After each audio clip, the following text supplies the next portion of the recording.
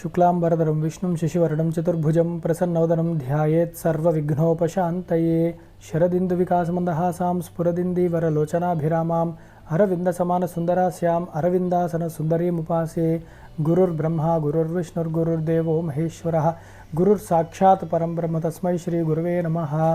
श्रुतिस्मृतिपुराणानामालयं करुणालयं नमामि भगवत्पादं शङ्करं लोकशङ्करं सदाशिवसमारम्भां शङ्कराचार्यमध्यमामस्मदाचार्यपर्यन्तां वन्दे गुरुपरम्परां। भारतीकरुणापात्रं भारतीपदभूषणं भारतीपदमारूढं भारतीतीर्थमाश्रये विद्याविनयसम्पन्नं वीतरागविवेकिनं वन्दे वेदान्ततत्त्वज्ञं विदुषेखरभारतीम्। ओम अचिन्त्याव्यक्तरूपाय निर्गुणाय गुणात्मने समस्तजगदाधारमूर्तये ब्रह्मणे नमः। ओम महभ्यो ऋषिभ्यो गुरुभ्यो नमः। శారదా చంద్రమౌళీశ్వర అనుగ్రహంతో శృంగేరి జగద్గురువుల యొక్క అనుగ్రహంతో ఇవాల్టి గురుగీత పాఠాన్ని ప్రారంభిద్దాము. 176వ శ్లోకం నుంచి మనం చెప్పుకోవాలి. ఈ చక్కటి గురుగీతలో గురు యొక్క మహాత్మ్యాన్ని, వారి యొక్క వైభవాన్ని, అలాగే తత్వమసి మహావాక్యాన్ని, తత్వమస్యాది లక్షణానికి నిదర్శనమైన ఆ గురువుని ఎలా సేవించుకోవాలి, ఎలా పొందాలి అన్న గొప్ప విషయాలన్నీ ఇప్పటివరకు చూసాము. అలాగే తర్వాత గురువు యొక్క ప్రాముఖ్యతను ఇక్కడే చెప్తూ ఆ గురువు గారి కన్నా గొప్ప శాస్త్రము మంత్రము ఏవి లేవు అని 175వది చెప్తున్నారు. న సుఖం వేదశాస్త్రేషు న సుఖం మంత్రయంత్రకే గురోః ప్రసాదాదన్యత్ర సుఖం నాస్తి మహీతలే.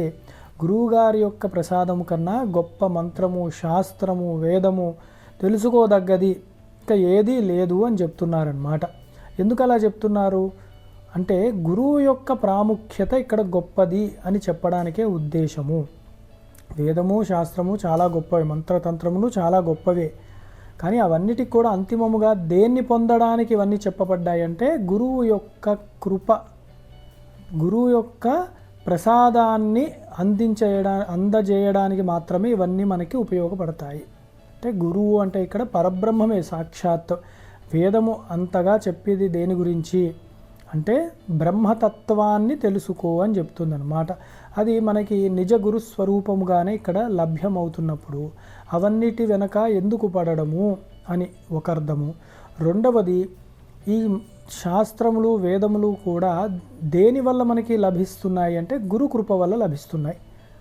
అందుకని గురువే గొప్పవాడు, గురువు అనుగ్రహంతోనే ఇవన్నీ కూడా నాకు భాసిస్తున్నాయని తెలుసుకోవాలి. కాబట్టి తర్వాత 176 చార్వాక వైష్ణవమతే సుఖం ప్రాభాకరే నహి గురోః పాదాంతికే యద్వత్ సుఖం వేదాంత సమ్మతం.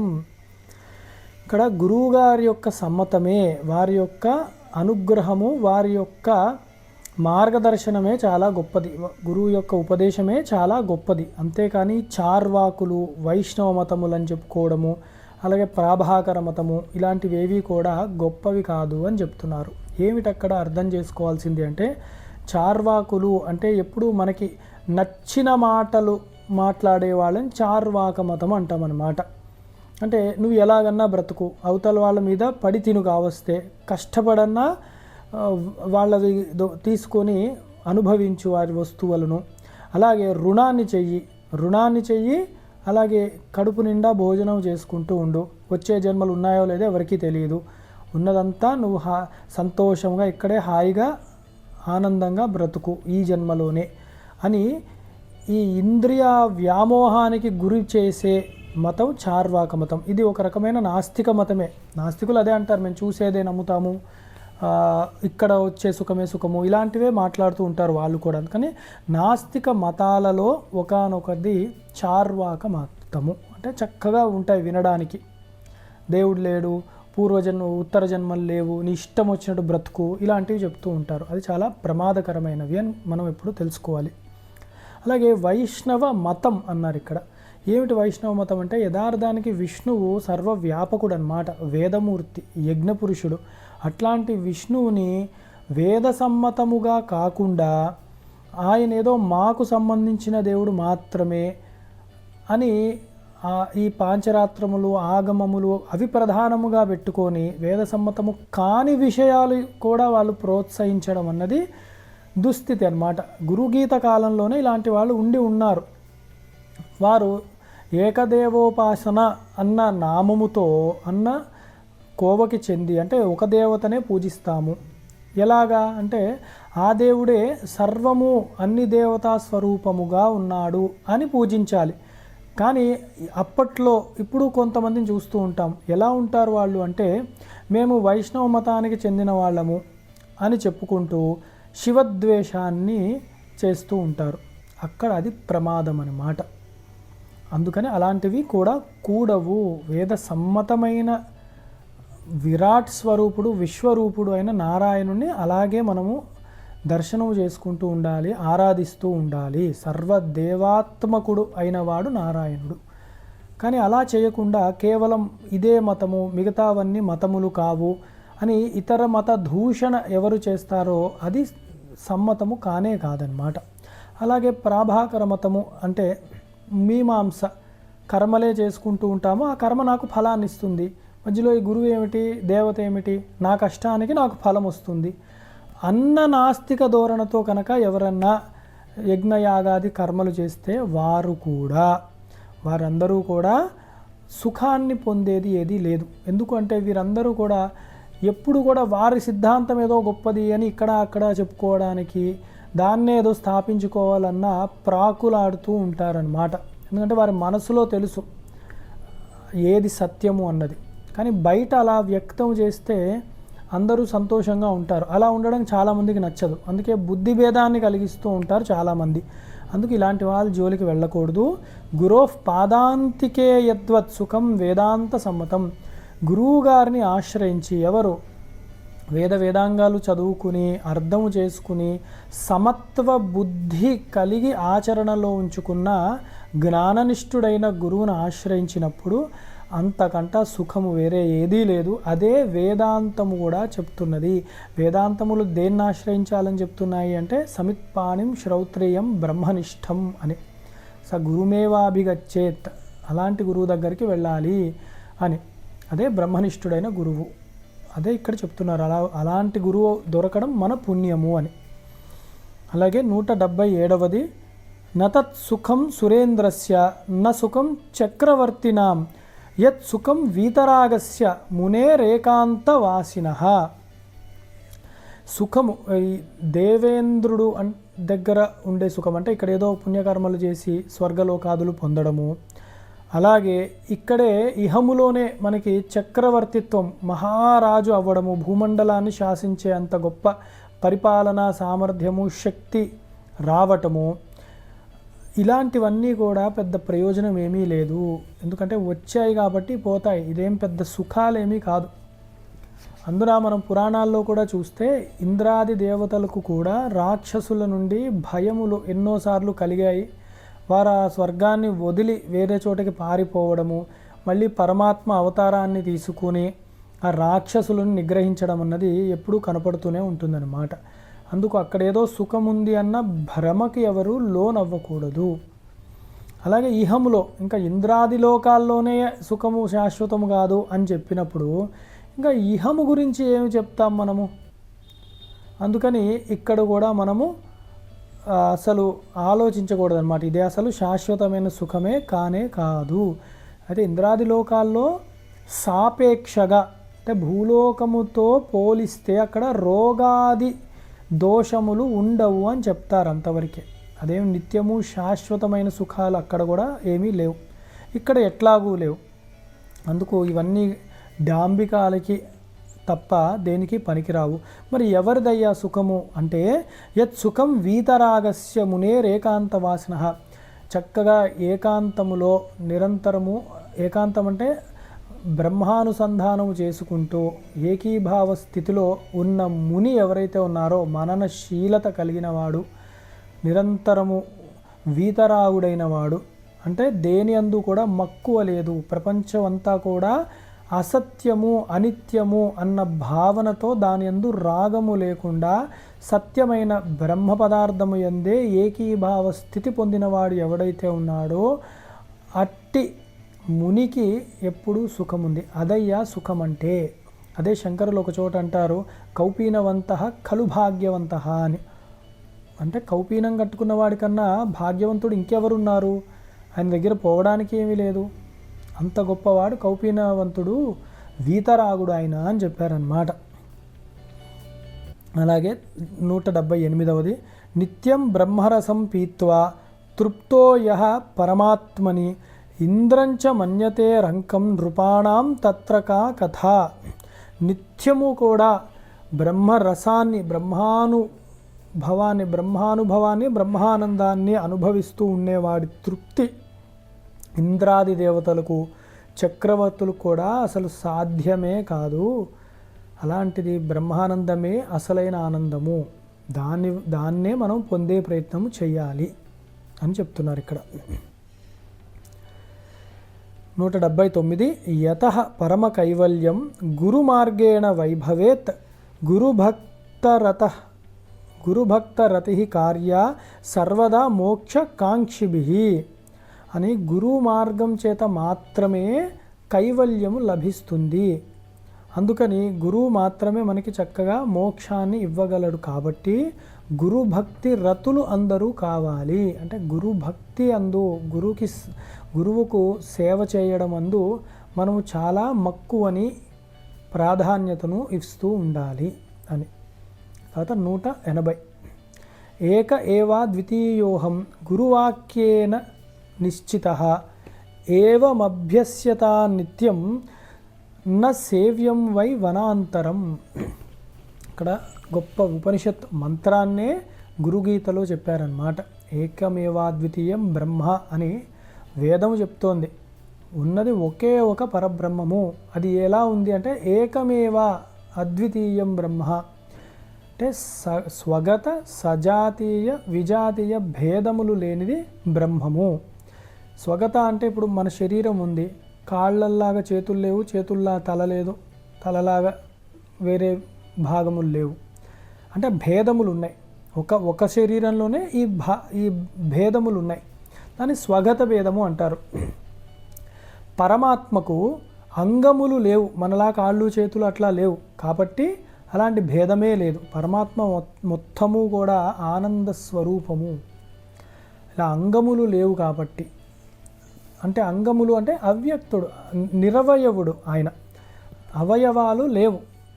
అవయవాలు ఎప్పుడు వస్తాయి? శరీరం ఉంటే, ఉపాధి ఉంటే అవి పెరుగుతాయి, తరుగుతాయి కూడా. మరి ఆయన నిత్యుడు, సత్యుడు కాబట్టి ఆయనకి అవయవాలు ఏవి లేవు. అందుకని చెప్పి ఆయన ఒక్కడే ఉన్నాడు. అలాగే సజాతీయ భేదము లేదు. అంటే మనం మనుష్యులలోనే స్త్రీ పురుష భేదాలు ఉన్నాయి.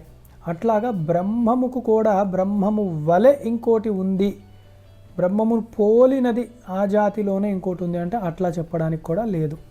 అలాగే విజాతీయము, మనం మనుష్యులము, అలాగే చెట్లు, పశువులు, పక్షులు, చేపలు ఇవన్నీ వేరే జాతికి సంబంధించినవి. అలాగే యక్ష గంధర్వ కిన్నె పురుష దేవతలు, వీళ్ళందరూ రాక్షసులు, వీళ్ళందరూ కూడా వేరే జాతికి చెందిన వాళ్ళు. ఇలాంటి అన్య విషయము కూడా బ్రహ్మముకు లేదు.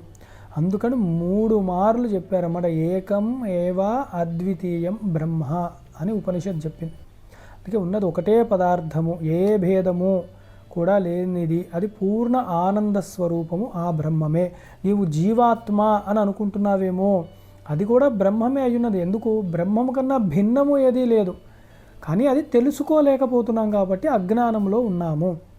అందుకని ఆ విషయాన్ని ఇక్కడ గుర్తు చేస్తూ ఏకమేవా ద్వితీయోహం గురువాక్యేన నిశ్చితః. ఇంత గొప్ప బ్రహ్మతత్వము నీవే అయ్యున్నావు.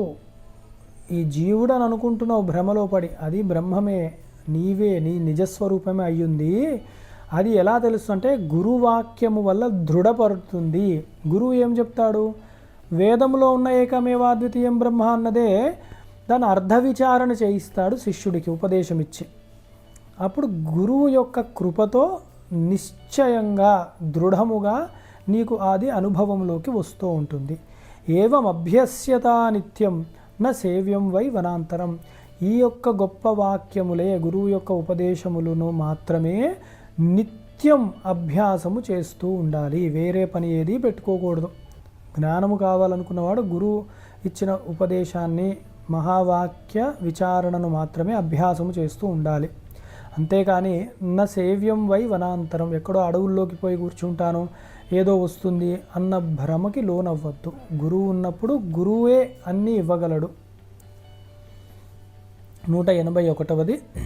అభ్యాసాన్ నిమేషేణైవ సమాధిమధిగచ్చతి ఆజన్మజనితం పాపం తత్క్షణాదేవ నశ్యతి.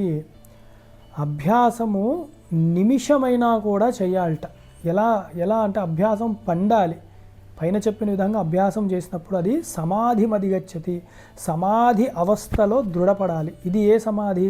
రాజయోగంలో చెప్పిన సమాధ, హఠయోగంలో చెప్పిన సమాధ, ఇలాంటి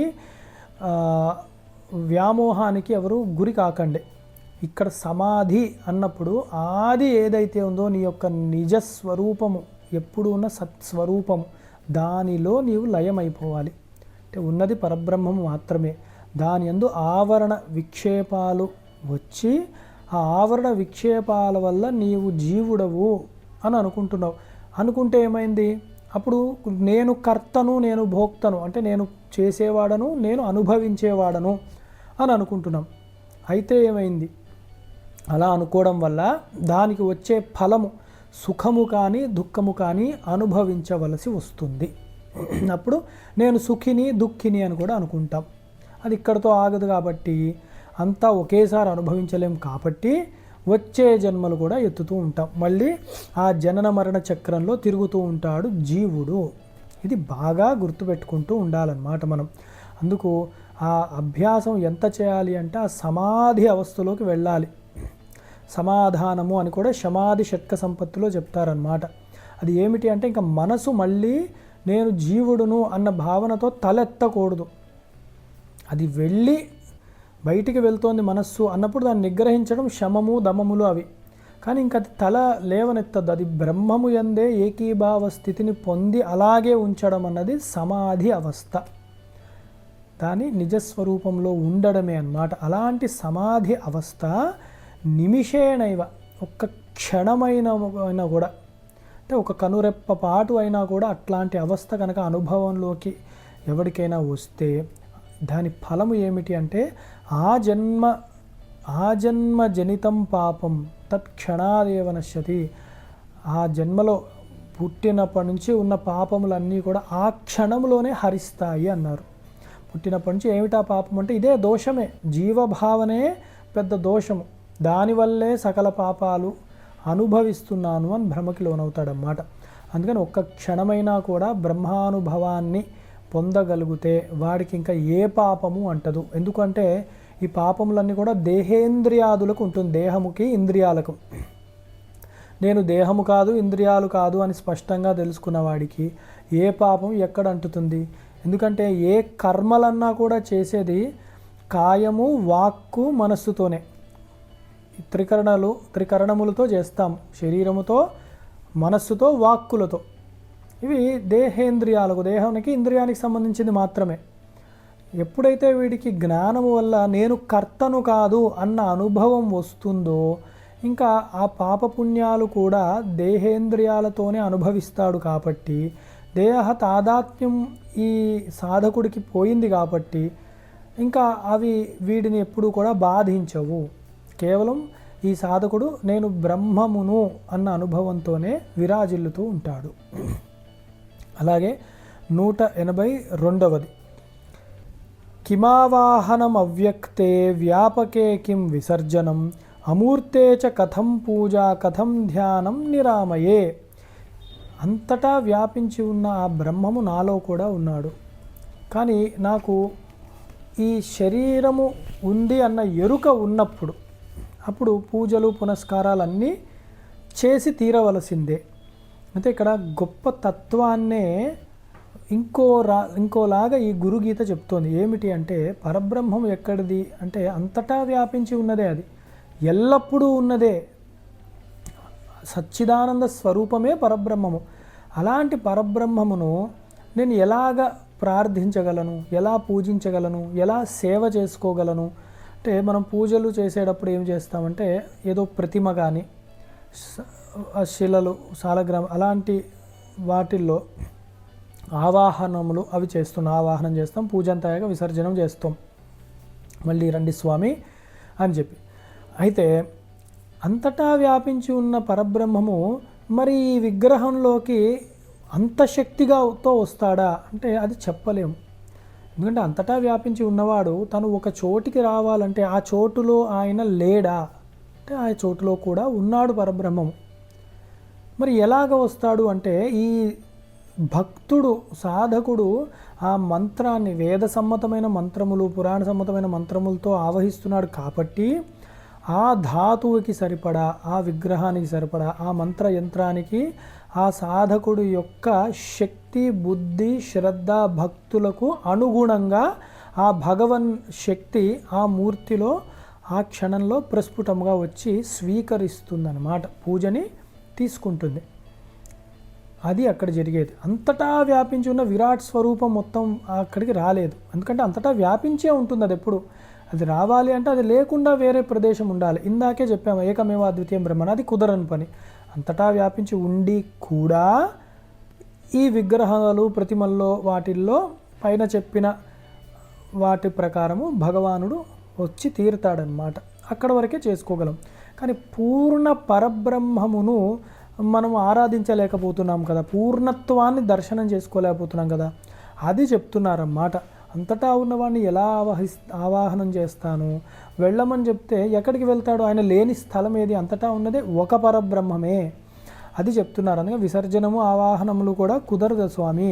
అమూర్తేచ కథం పూజ, నీకు ఇద్దముగా ఈ రూపము అని చెప్పడానికి లేదు ఏది, అన్ని మూర్తులు నీవే, ఏ మూర్తి కానివాడివి నీవే, అమూర్తుడవు నువ్వు.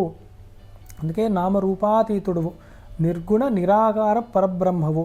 మరి నీకు పూజ ఎలా చేస్తాను, ధ్యానం ఎలా చేస్తాను? ధ్యానం చేయాలంటే ధ్యేయమునకు ఒక మూర్తి ఒక రూపము కావాలి, శబ్దము కావాలి. వీటిలన్నిటికీ అతీతముగా ఉన్నది పరబ్రహ్మ స్థితి.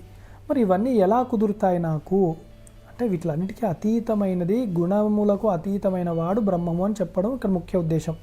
అలాంటి వాడను మనం ఎలాగ పూజ చేయాలి, ఎలా దర్శనం చేసుకోవాలన్నదే తర్వాత చెప్తూ 183లో గురుర్విష్ణు సత్వమయో రాజసశ్చతురానన తామసో రుద్రరూపేణ సృజత్యవతి హంతిచ, సృజతి అవతి హంతిచ అని ఇక్కడ ఎంత గొప్పగా చెప్పారంటే, గురువే విష్ణు స్వరూపంగా సత్వగుణాన్ని తీసుకొని ఉన్నాడు, అలాగే ఆ గురువే రాజస గుణాన్ని తీసుకుని చతుర్ముఖుడైన బ్రహ్మగారిలా దర్శనమిస్తున్నారు. అలాగే ఆ గురువే తామస గుణమయుడైన రుద్రుడుగా మనకి భాసిస్తూ ఉన్నాడు. అయితే వీళ్ళు ముగ్గురు ఏం చేస్తున్నారంటే సృష్టి స్థితి లయలు చేస్తున్నారు. అంటే త్రిమూర్త్యాత్మకుడైన గురువే ఉన్నాడు, ఆయన పరబ్రహ్మమే. అందుకే గురుర్ బ్రహ్మ గురుర్ విష్ణు గురుర్ దేవో మహేశ్వర అని చెప్తూ అక్కడికి ఆగలేదు.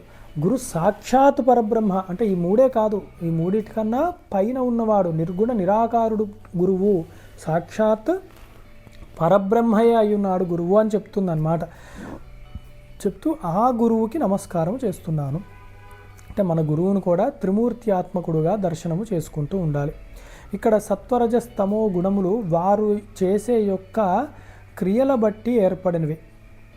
అంటే సృష్టి అంటూ ఒకటి జరగాలి అన్న సంకల్పం ఒకటి కావాలి, అందుకు అంటే కోరిక, అది ఆ కోరికనే రజోగుణం అని చెప్తున్నారు.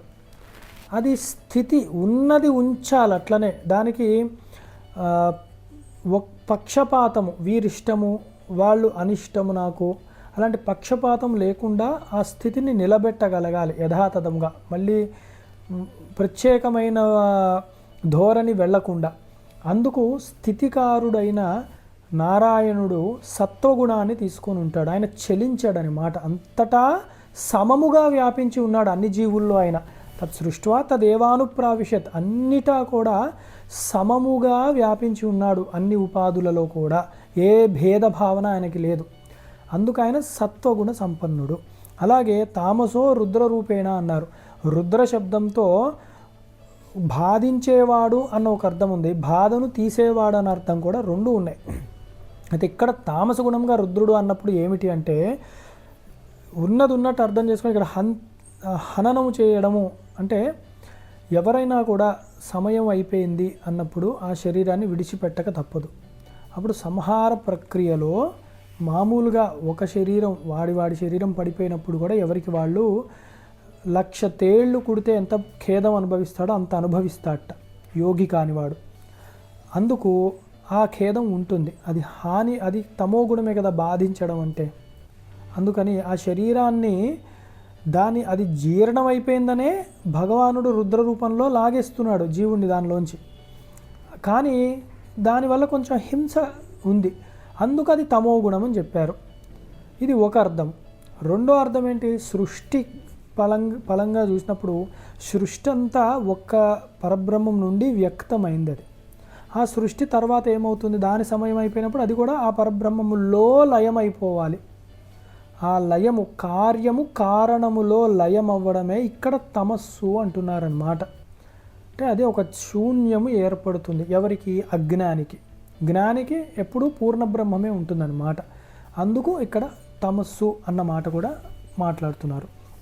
ఇంకోటి, మనం సుషుప్తి అవస్థలో ఉన్నప్పుడు ఏమవుతుంది అన్నప్పుడు మనకి ఆవరణ ఉంటుంది, విక్షేపాలు ఉండవు. విక్షేపాలు అంటే ఈ జాగ్రత్త లేచి ఉన్న అవస్థలో ఈ విషయాలు అవి తెలియవు. అలాగే పడుకున్నప్పుడు ఆ కళా ప్రపంచము, స్వప్న ప్రపంచంలో ఆ విషయాలు అవి కూడా ఏవి తెలియవు. అలాంటి ఏదీ తెలియట్లేదు అనడమే చీకటి, దాన్నే తమస్సు అంటారు. యథార్థానికి సుషుప్తిలో లయం అవ్వడం కూడా తమో గుణమే. కానీ ఇక్కడ ఆనందాన్ని పొందిన మనము జ్ఞానముతో పొందట్లేదు కాబట్టి అది మళ్ళీ ఆ జీవుడు మళ్ళీ స్వప్నావస్థకిను జాగ్రత్త అవస్థకి వచ్చేస్తున్నాడు. అదే బ్రహ్మజ్ఞాని ఈ 3 అవస్థలకు దాటి ఉంటాడనమాట. అక్కడ ఈ రుద్ర శబ్దం వాడరు. అందుకే ప్రపంచోపశమం శాంతం శివం అద్వైతం చతుర్థం మన్యంతే స ఆత్మా స విజ్ఞేయ అన్నారు. ఉపనిషత్ చెప్పిందన్నమాట. ప్రపంచం మొత్తం ఉపశమనం అయిపోతుంది, శాంత స్థితి అది. అక్కడ బాధ ఉండదు. ఇక్కడ హంతి అన్నారు ఎందుకు? సృష్టి ఉంది, జీవభావం ఉంది కాబట్టి ఇక్కడ హాని అవుతోంది అని ఒక భావన ఉంటుంది మనకి. కానీ జ్ఞానికి అలా లేదు. ఉపశమం, శాంతం ఉంటుంది. శివం మంగళకరమైనది. ఎందుకు? వాడి నిజస్వరూపాన్ని తెలుసుకున్నాడు. శివం అది. అలాగే అద్వైతం, నీకు వేరుగా లేనిది లేదు, ఏదీ లేదు, నీవు జీవుడవు కాదు, నువ్వు సాక్షాత్ పరబ్రహ్మవు అన్న జ్ఞానము అనుభవంలోకి వస్తుందన్నమాట. చతుర్థం మన్యంతే అంటే అదే 4వ అవస్థ అని తెలుసుకో. ఈ 3 అవస్థల్లో ఎప్పుడు ఉన్న చైతన్యమే. కానీ ఈ 3 అవస్థల యొక్క అధ్యాస లేకుండా అది ప్రకాశముగా ఉంది కాబట్టి 4వ అవస్థ అని అన్నారు. అంతవరకే. స ఆత్మ, అదే నీ ఆత్మ, నీ నిజస్వరూపం. స విజ్ఞేయ, అదే తెలుసుకో అని మాండూక్యోపనిషత్తులో చెప్పారనమాట. అంటే ఇది ఎందుకు వివరణ ఇస్తున్నాము అంటే, తెలియక చాలామంది ఈ మధ్యకాలంలో ఈ తామసం అన్న పదము రుద్రుడికి వాడుతున్నారు కాబట్టి రుద్రుని ఆరాధించడం తామస అని ఏదో జ్ఞానుల్లాగా అనుకుంటూ ఉంటారు. అది చాలా ప్రమాదము. ఎందుకు అంటే రుద్రో బహుశిరా బభ్రుహు అన్న నామము విష్ణు సహస్రనామంలో కూడా ఉంది. అందుకే అర్థం చేసుకోవాలి. ఆ భగవత్ తత్వాన్ని తెలిసినప్పుడు ఆ భేద దృష్టి ఉండదు. లేకపోతే వీళ్ళు కూడా ఒక రకమైన నాస్తికులే అవుతారు తప్ప ప్రయోజనం ఏది ఉండదు ఇట్లాంటి వాళ్ళ వల్ల. అందుకని ఇక్కడ కొంచెం వివరణ ఇవ్వడం జరిగింది. అదే ఇక్కడ ఇంతకీ మనం ఏం చెప్పుకున్నామంటే, గురువునే బ్రహ్మ విష్ణు రుద్ర రూపాలలో సృష్టి స్థితి సంహార రూపములలో సత్వర్జస్తమో గుణముల వాడిగా సగుణ సాకారముగా ఉన్నాడని చెప్తున్నారన్నమాట. అది అక్కడ. మరి గురువు ఇవన్నీ ఏం చేస్తాడు అంటే, ఇంకా గొప్ప సమన్వయం ఏం చేసుకోవచ్చు అంటే, చతుర్ముఖ బ్రహ్మగారి అవతారము వలె పరబ్రహ్మము గురుస్వరూపము ఏం చేస్తుంది మనకి అంటే, జ్ఞానాన్ని జనింపచేస్తుంది మన యందు. అట్లాగే నారాయణమూర్తి సత్వగుణముతో, అంటే ముందు జిజ్ఞాస ఉంటేనే కదా పుట్టేది, జిజ్ఞాస వల్లే. అందుకే చతుర్ముఖ బ్రహ్మడు, జిజ్ఞాస ఉన్నవాడు స గురుమేవాభిగచ్చేత్ అని అన్నారు. తద్విద్ధి ప్రణిపాతైన పరిప్రశ్నైన సేవ్య. గురువుగారిని ఆశ్రయించాక ఆ కోరిక వల్ల జ్ఞానాన్ని జనింపజేస్తాడు. అందుకని అక్కడ రజోగుణం అన్నారు. మరి ఆ శిష్యుడికి హితము చేయడానికి ఆ సంకల్పము కలిగిందన్నమాట గురువుకి. అలాగే శిష్యుడు యందు ఆ జ్ఞానము నిలబడి ఉండాలి. అందరి శిష్యులు యందు కూడా సమముగా ఆయన యొక్క దయ ఉంటుంది కాబట్టి సత్వగుణ సంపన్నుడైన ఆ గురువు ఆ జ్ఞానాన్ని నిలబెట్టేవాడు స్థితికారుడైన నారాయణమూర్తి. తర్వాత అప్పటి వరకు నేను గురువు, నేను జీవుడను, ఈ భేద దృష్టి ఎప్పుడు ఉంటుంది, నేను పరమాత్మ వేరే వేరే నా భేద దృష్టి ఉంటుంది కాబట్టి జ్ఞానం బాగా నిలబడి అభ్యాసన చేశాక ఆ తమస్సు ఏదైతే ఉందో, అంటే ఆ జీవ భావన ఏదైతే ఉందో అది హరింపజేస్తాడు రుద్రుడు. ఆ జీవభావనను నాశనము చేయడమే, జ్ఞానమును ఇవ్వడమే గురువు యొక్క ముఖ్య లక్ష్యం. అందుకని గురువుని ఇక్కడ రుద్రస్వరూపముగా ఆ జనన మరణ దుఃఖములను తీసేసేవాడుగా, అందుకే జనన మరణ దుఃఖ ఛేద దక్షం నమామి అని దక్షిణామూర్తిని దండం పెట్టుకుంటాం. ఆ స్వరూపమే అలాంటిదన్నమాట. ఆ దుఃఖహేతు అయిన జన్మ నుంచి ఆ జన్మను నాశనం చేస్తాడు. అప్పుడు జ్ఞానస్వరూపుడుగా శిష్యుడు కూడా విరాజిల్లుతూ ఉంటాడు. ఇన్ని అద్భుతమైన మధురమైన భావనలతో ఈ యొక్క శ్లోకాన్ని మనం అర్థం చేసుకున్నాము. తర్వాతది స్వయం బ్రహ్మమయో భూత్వా తత్పరంచ అవలోకయేత్ పరాత్ పరతరం నాణ్యత్ సర్వగతం నిరామయం. ఈ గురువు గారిని ఎప్పుడూ కూడా సాక్షాత్తు పరబ్రహ్మయే అన్న భావనతోనే చూడాలి. ఆయన ఏదో మనలాగా కాళ్ళు చేతులతో ఉన్నారు అన్న భావన ఎప్పుడు ఉండకూడదు, నలుగురిలో తిరుగుతున్నాడు అన్న భావన ఎప్పుడు ఉండకూడదు అనమాట. అందుకే స్వయం బ్రహ్మమయో భూత్వ, సాక్షాత్ పరబ్రహ్మమే అని చెప్తున్నారు. పైన త్రిమూర్తులుగా చెప్పారు, గురు సాక్షాత్ పరబ్రహ్మ అన్నది ఇక్కడ చెప్తున్నారు అనమాట. చెప్తూ తత్పరంచ అవలోకయేత్, అదే ఎప్పుడు ఆయన యొక్క గుణాన్ని నీవు అర్థం చేసుకుంటూ ఉండు. తత్వదృష్టితో చూడు గురువుని. అలాగే పరాత్పరతరం నాణ్యత, ఆయన కన్నా మించినది ఏదీ లేదు. పరాత్పరతరం పరాత్పరతమం, ఇది కంపారిటివ్ డిగ్రీ, సూపర్లేటివ్ డిగ్రీ అంటారు, అలాంటిదన్నమాట. అలాగా గురువుతో పోలిస్తే ఆయన కన్నా గొప్పది ఏది కూడా లేదు. ఆయన తత్వమయుడై ఉన్నాడు. సర్వగంతం నిరామయం, నిరామయుడైన వాడు గురువు కాబట్టి ఆయననే ఆశ్రయించు, ఆయన కన్నా గొప్పది ఏది లేనే లేదు ఎక్కడా కూడా అని చెప్తున్నారు. అలాగే 185వది తస్యావలోకనం ప్రాప్య సర్వసంగ వివర్జితః ఏకాకీ నిస్పృహ శాంతస్థాతవ్యం తత్ప్రసాదతః. ఇక్కడ ఎంత గొప్పగా చెప్తున్నారంటే గురువు యొక్క మహాత్మ్యాన్ని. తస్యావలోకనం ప్రాప్య సర్వసంగ వివర్జితః, గురువుగారి యొక్క సాన్నిధ్యం లభించిన శిష్యుడికి ఇంకా వేరే వ్యామోహాలేవి ఉండవన్నమాట. ఎందుకు? గురువు తన నిజస్వరూపముగా, సత్స్వరూపముగా, చిదానందముగా తనయందే భాసిస్తూ ఉన్నాడు. అలాంటి వాడు సర్వసంగ వివర్జిత, ఇంకా వేరే విషయాలతో, లౌకికమైన విషయాలతో సంగమే పెట్టుకోడు. వాడి సంగం ఎప్పుడు కూడా సత్ యందు సంగమై ఉంటాడు. అది సత్సంగం అంటే. అందరూ కలిసి కూర్చోవడం సత్సంగం అవ్వదు. బ్రహ్మ విచారణ చేయగలిగితే అందరూ కూడా సత్తు యందు సంగము పెట్టుకున్న వాళ్ళందరూ ఒక దగ్గర కూర్చుంటే దాన్ని సత్సంగము అంటారనమాట. అప్పుడు ఆ సత్తు గురించే వీరు మాట్లాడుతూ ఉండాలి. సత్ అంటే సత్ బ్రహ్మ, ఆ బ్రహ్మ గురించే తెలుసుకుంటూ ఉండాలి. వాడు ఎలా చేయాలి, అలాంటి వాడు ఎలా ఉంటాడు అంటే ఏకాకి నిస్పృహ శాంత, ఏకాకి ఒక్కడే కూర్చొని ఉంటాడు. ఎందుకు? వేరే విషయ వ్యవహారాలు అవసరమే లేదు. తన యందు తానే రమిస్తూ ఉంటాడు, ఆత్మారాముడై ఉంటాడనమాట. ఆ గురుతత్వం తెలుసుకున్నవాడు. ఏకాకి అన్నప్పుడు ఇక్కడ కూడా బ్రహ్మముతో ఏకీభావ స్థితిని పొందినవాడు అని అర్థం చేసుకోవాలి. నిస్పృహ, ఇంకా బాహ్య విషయాల యందు స్పృహ ఉండదు. ఇది కావాలి, అది వద్దు అన్న కోరికలు ఏవి ఉండవు. అలాగే శాంత, కోరికలు లేవండి, ఏమైనా జ్వరంగా ఉందేమో పాపం అలా అనుకుంటారేమో, అలా కాదు. శాంత చిత్తుడై ఉన్నాడు, ప్రశాంత చిత్తుడై ఉన్నాడు. అన్ని కోరికలు కూడా ఆ జ్ఞానమన్న అగ్నిలో, జ్ఞానాగ్ని దగ్ధ కర్మాణం అలాగనమాట, ఆ జ్ఞానమన్న అగ్నిలో దహింపబడిపోయాయి. శాంత చిత్తుడై ఉన్నాడు, ప్రశాంతంగా ఉన్నాడు. స్థాతవ్యం తత్ ప్రసాదతః, ఇవన్నీ ఎలాగొస్తాయంటే గురువు యొక్క ప్రసాదముగా ఇవన్నీ భాషించాయి ఆ శిష్యుడికి. ఇంకా శిష్యుడి యొక్క స్థితి ఎలా ఉంటుంది గురు సన్నిధి లేదా తత్వాన్ని తెలుసుకున్న వాడిది అంటే లబ్ధం వాధ న లబ్ధం వా స్వల్పం వా బహుళం తథా నిష్కామేనైవ భోక్తవ్యం సదా సంతుష్ట మానస. నిరంతరము తృప్తితో ఉంటాడు.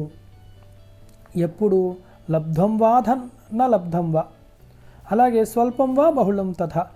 వాడికి అనుకున్నది వచ్చినా, ఏదైనా సిద్ధించినా, లభించినా, లభించకపోయినా, అలాగే కొంచెమే వచ్చిన ఏమైనా వస్తువులు లేదా అధికముగా వచ్చినా వాడు పట్టించుకోడనమాట.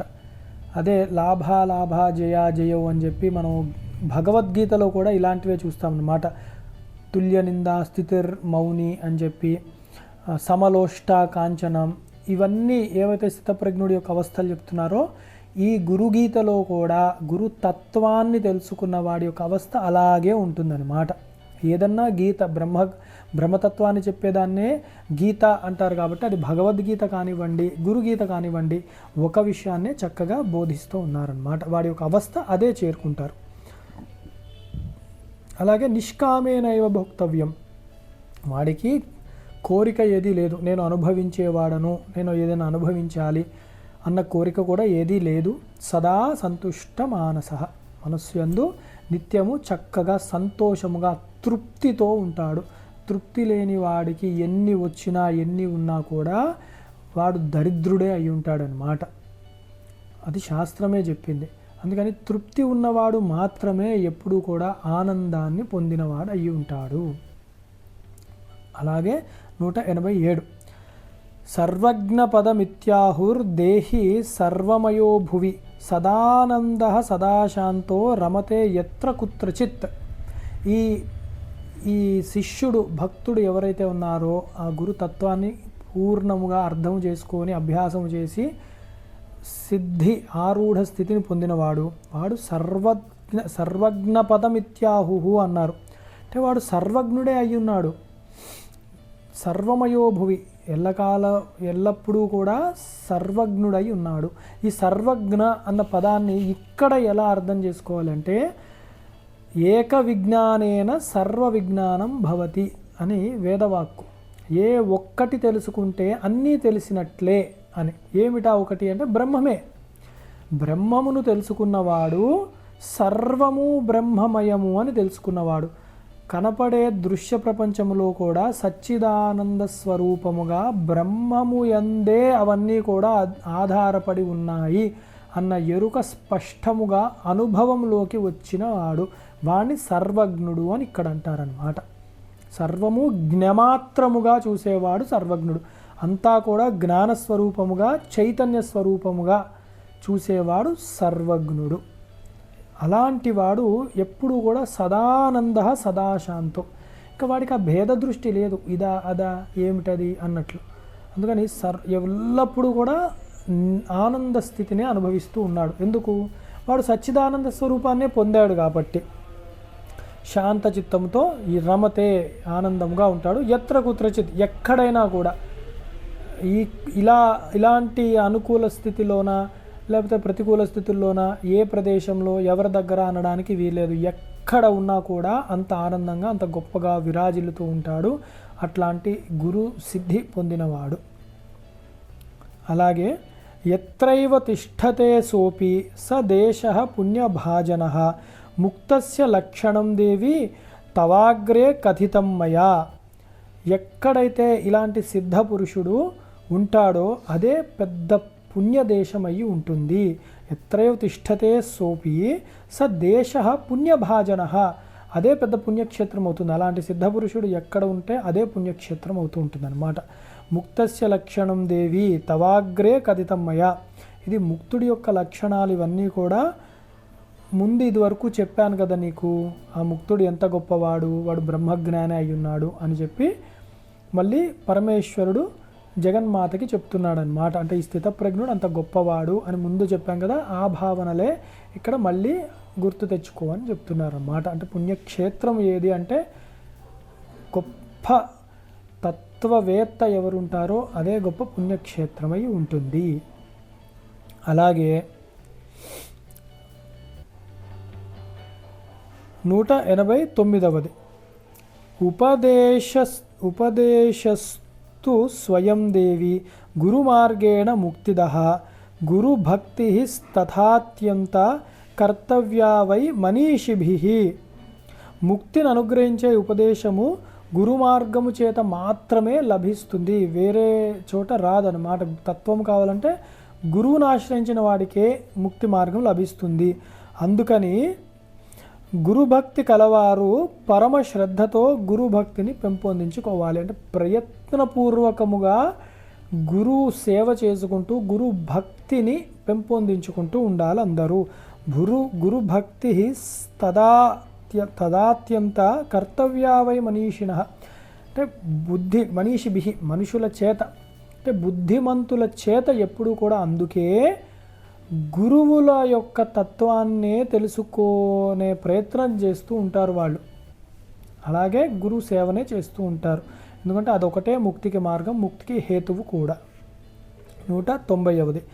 నిత్యయుక్తాశ్రయ సర్వవేదకృత్ స్వపర జ్ఞానదాతాచ తం వందే గురుమీశ్వరం.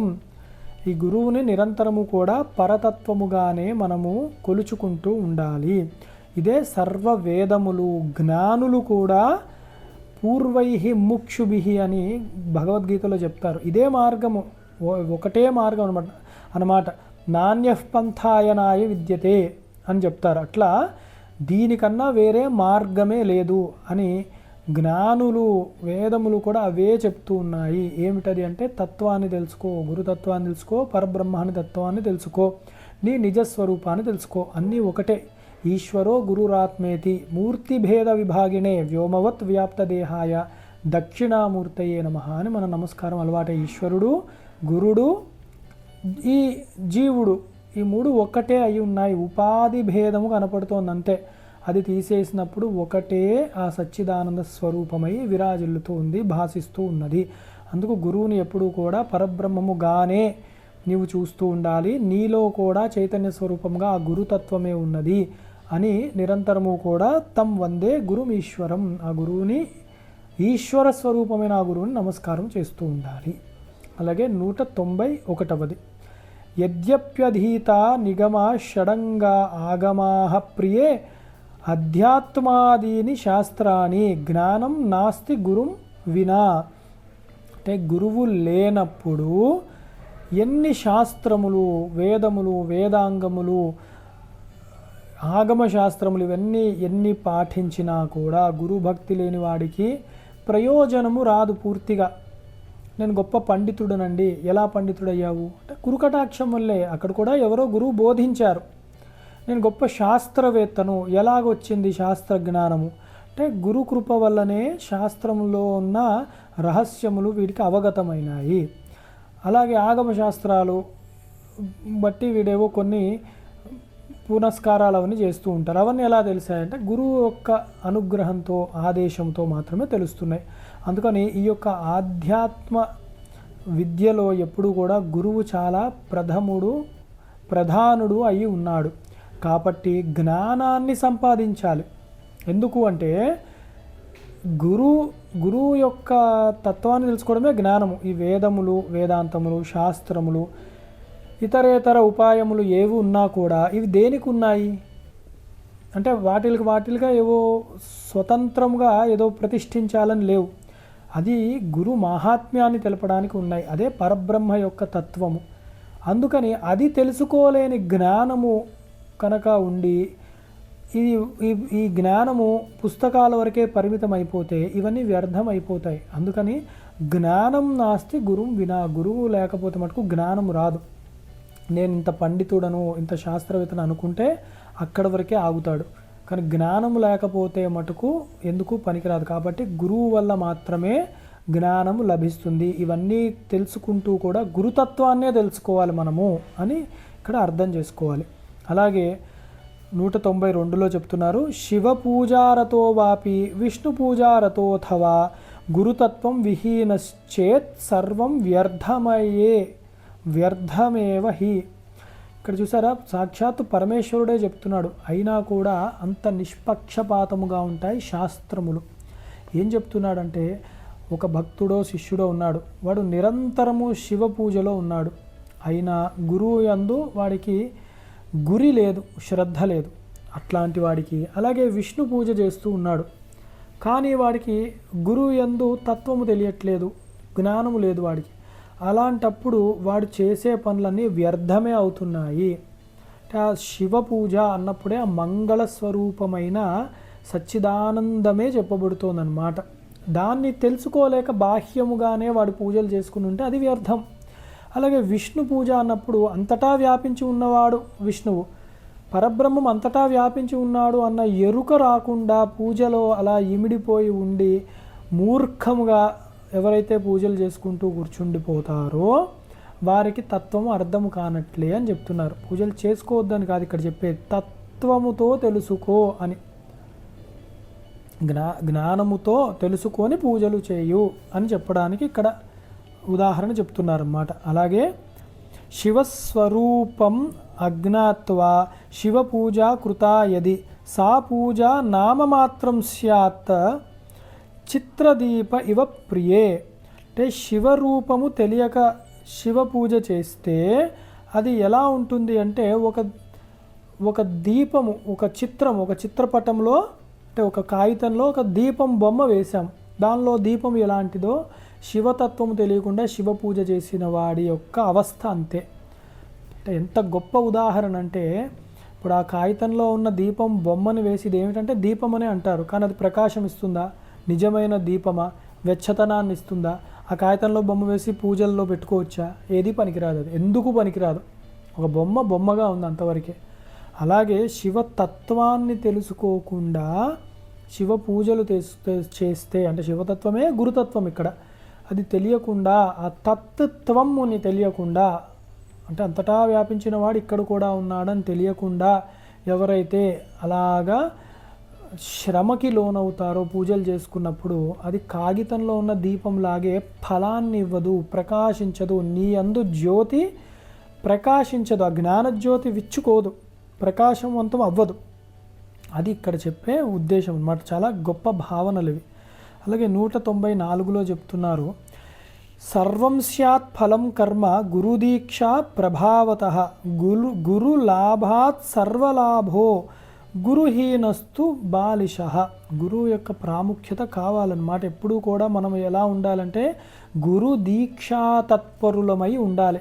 నిరంతరము గురువు చెప్పిన పనే చెయ్యాలి. ఏ కర్మ అయినా కూడా, ఏ పని చేసినా కూడా గురువు స్మరణతో ప్రారంభించాలి, మధ్యలో గురువుని ప్రార్థించాలి, అంతిమంలో కూడా గురువు యొక్క కటాక్షంతోనే ఇవన్నీ సిద్ధించాయి అన్న జ్ఞానము, ఎరుక, భక్తి, శ్రద్ధలు గురువు యందు ఉండాలి. వాడు గురు దీక్షాపరుడు. గురువుగారు చెప్పారు అంటే అది చేయాలి, అనుమానం ఉండకూడదు. సంశయాత్మ వినశ్యతి కాబట్టి ఎప్పుడు అనుమానాలతో ఉండకూడదు. అలాగా గురువును ప్రార్థించి గురు కృపతో గురు స్వరూపముగా అన్ని పనులు వాడు చేస్తూ ఉన్నప్పుడు ఆ గురు ప్రీత్యర్థం, ఈశ్వర ప్రీత్యర్థం ఏ పని తలబెట్టినా కూడా సర్వం స్యాత్ ఫలం కర్మ, అన్ని కర్మలు కూడా చక్కగా సత్ఫలితములను పొందుతాయి. గురు లాభాత్ సర్వలాభ. గురువు కనుక లభించి ఉంటే ఎవరికన్నా వాడికి అన్నీ లభించినట్టే, ఏవైనా వస్తాయి ఇహంలో పరంలో కూడా. అదే గురుహీనస్తు బాలిష. గురువు కనుక దొరకని వాడు ఎవరైతే ఉంటాడో వాడికంట దౌర్భాగ్యుడు ఎవడూ లేడు. వాడు పరమ అజ్ఞాని. ఎందుకంటే అజ్ఞానంలోనే ఉండిపోతాడు, గురు దీపం వంటి వాడు కదా, అందుకని. అలాగే 195 గురుహీన పశు కీట పతంగ వక్తు అర్హతి శివరూపం స్వరూపంచ న జానాతి యత స్వయం. గురువుగారి యొక్క స్వరూపము తెలుసుకునే ప్రయత్నం చెయ్యాలి. లేకపోతే ఇక్కడ ఒక పోలిక చెప్పారు, గురుహీనుడు అంటే గురువు దొరకని వాడు, అలాగే పశువు, కీట అంటే కీటకములు అంటే పురుగులు, అలాగే పతంగ అంటే ఈ పక్షులు అన్నమాట, గాల్లో ఎగిరేవి, ఆకాశంలో ఎగిరేవి. అలాంటివన్నీ కూడా ఒక జాతికి చెందినవే అవుతాయి. అప్పుడు వీడు మనిషి అయినా కూడా గురువు కనుక దొరకకపోతే, గురుతత్వము తెలియకపోతే వీడికి ఆ పశు పక్షాది కీటకములకు పెద్ద తేడా ఏదీ లేదన్నమాట. వాటికి బుద్ధి లేదు, వీడికి బుద్ధి లేదు. బుద్ధి ఉంటే గురువుని పట్టుకునేవాడు, గురువు చెప్పిన మార్గంలో వెళ్ళేవాడు. వాటికి గురువుని పట్టుకోవాలన్న బుద్ధి లేదు, వీడు గురువును పట్టుకోలేక బుద్ధిహీనుడై ఉన్నాడనమాట. అది వాళ్ళిద్దరు పోలిక. శివరూపం స్వరూపంచ న జానాతి యత స్వయం. అందుకే వాడి స్వరూపమే శివరూపము, మంగళ స్వరూపమైన ఆత్మ చైతన్యమైనది అన్న జ్ఞానము గురువు ద్వారానే వస్తుంది. కాబట్టి గురుహీనుడు ఈ యొక్క గొప్ప విషయాన్ని అనుభవంలోకి తెచ్చుకోలేడు. కాబట్టి వాడికి పశుపక్షాదులకు పెద్ద తేడా ఏమీ లేదు. అంటే వాడి జన్మ కూడా వ్యర్థమైపోతుంది, వ్యర్థజీవి అయిపోతున్నాడు అని ఇక్కడ చెప్పే ఉద్దేశం. అలాగే తస్మాత్ సర్వ ప్రయత్నేన సర్వసంగ వివర్జిత విహాయ శాస్త్రజాలాన్ని గురుమేవ సమాశ్రయేత్. అందుకని పైన చెప్పిన కారణముల వల్ల నీవు ప్రయత్నము చేయి, అన్నిటినీ బంధములను విడిచిపెట్టి గురువు యందే ఏకాగ్రచిత్తుడువై జ్ఞాననిష్ఠుడువై ఉండాలి అని చెప్తున్నారు. తస్మాత్ సర్వ ప్రయత్నేన సర్వసంగ వివర్జిత. అన్నిటి అందు సంగమును విడిచిపెట్టు. ఎందుకు? సంగాత్ సంజాయతే కామ, కామ క్రోధోభిజాయతే, క్రోధాత్ భవతి సమ్మోహ, సమ్మోహాత్ స్మృతి విభ్రమ, స్మృతిభ్రంశాత్ బుద్ధినాశ, బుద్ధినాశ ప్రణశ్యతి. గీతలో చాలా గొప్పగానే చెప్పారు భగవద్గీతలో. అదే విషయాన్ని ఇక్కడ అతి సంక్షేపంగా గుర్తు చేస్తున్నారన్నమాట. ఒక సంఘము కనుక దేంతోన ఏర్పడితే దాని యందు నీకు కోరిక పుడుతుంది. ఆ కోరిక తీరితే ఇంకో కోరిక, తీరకపోతే అది క్రోధముగా వస్తుందన్నమాట.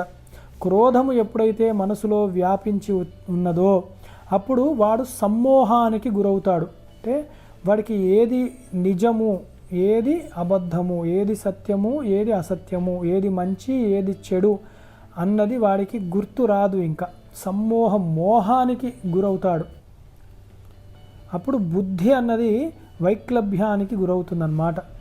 అప్పుడు చదివినవి ఏవి గుర్తురావు, స్ఫురణ పూర్తిగా పాడవుతుంది. అలాంటి వాడు సమూలముగా నాశనం అవుతాడు అని భగవద్గీతలో భగవానుడే చెప్పాడు. అదే ఇక్కడ శివ భగవానుడు ఇక్కడ అదే విషయం చెప్తున్నాడు. సర్వసంగ వివర్జిత. ఎప్పుడు కూడా సర్వసంగాన్ని విడిచిపెడుతూ ఉండు. విహాయ శాస్త్రజాలాన్ని, శాస్త్రములు చదవాలి, బాగా తెలుసుకోవాలి, ఇంకా ఏదో ఉంది పరిశోధన చేయాలన్నా వ్యామోహంలో ఇరుక్కోకు అని హెచ్చరిస్తున్నాడు భగవానుడు అన్నమాట. అందుకే గురుమేవ సమాశ్రయేత్. గురువుని చక్కగా ఆశ్రయించు చాలు.